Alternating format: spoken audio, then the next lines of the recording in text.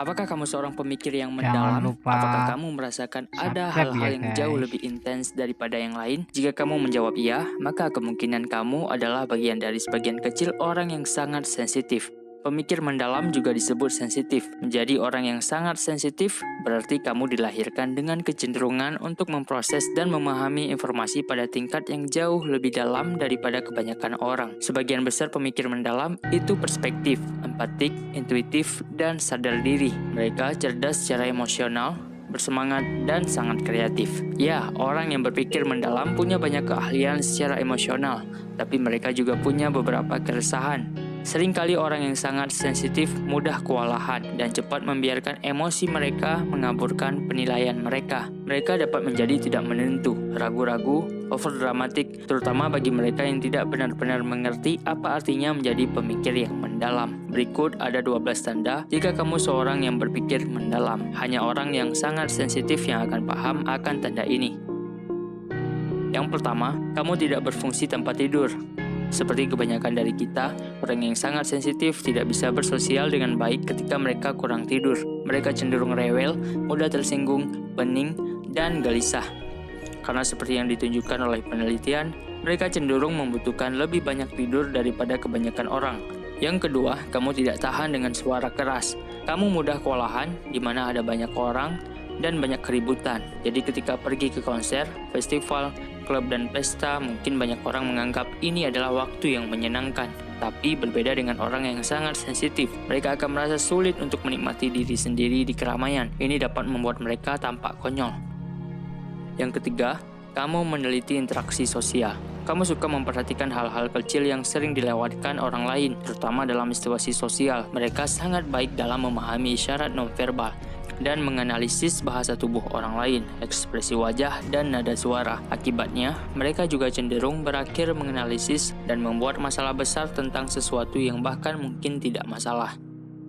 Yang keempat, kamu sering merasa lelah secara emosional. Salah satu karakteristik inti dari menjadi orang yang sangat sensitif adalah kamu merasakan hal-hal yang lebih dalam daripada orang lain.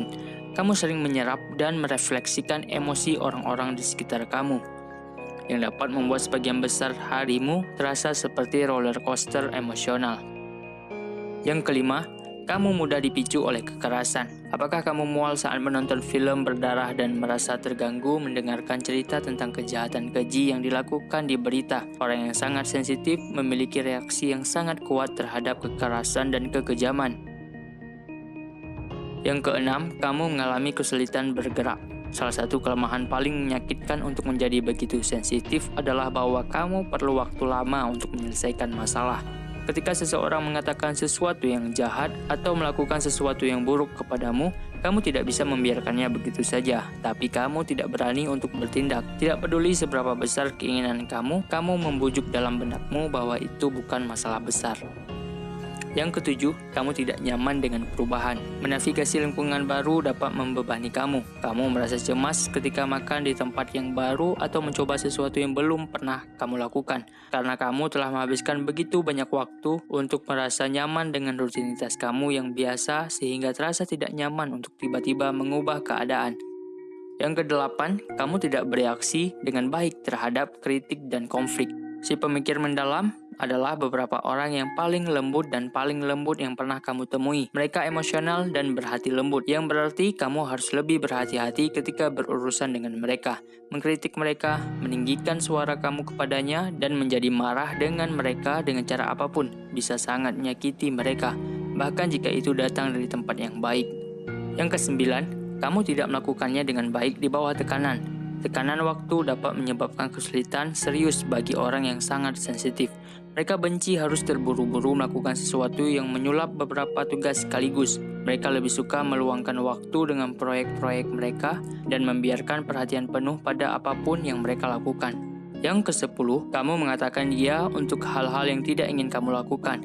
Kamu lebih sadar secara emosional daripada kebanyakan orang. Jadi mudah bagi kamu untuk merasakan ketika orang lain kecewa atau kesal tentang sesuatu. Karena itu, kamu sering akhirnya mengatakan iya untuk banyak hal yang tidak ingin kamu lakukan, hanya untuk menyenangkan orang-orang di sekitar kamu dan menghindari mengecewakan mereka. Yang ke-11, kamu adalah kritikus terburuk untuk dirimu sendiri. Seseorang yang sangat sensitif merasa sulit untuk menerima kegagalan pribadi mereka. Mereka menyalahkan diri sendiri atas setiap kesalahan kecil yang mereka buat dan mempertahankan standar yang sangat tinggi. Tidak ada yang lebih keras atau lebih menuntut diri mereka daripada seorang pemikir yang mendalam. Yang ke-12, kamu sering disalahpahami. Akhirnya, jika kamu adalah orang yang sangat sensitif, kamu mungkin merasa disalahpahami oleh orang-orang di sekitar kamu. Karena si pemikir mendalam seringkali sulit dijumpai. Hanya 1 dari setiap 5 orang yang memiliki sifat kepribadian khusus ini. Mungkin sulit bagi orang lain untuk berhubungan dengan kamu dan memahami sudut pandang kamu. Nah, itulah 12 tanda jika kamu seorang pemikir mendalam. Beberapa dari ini akan terasa untuk kalian yang benar-benar sensitif. Jika kamu punya saran dan kritik, tulis saja di kolom komentar. Jumpa lagi di video selanjutnya.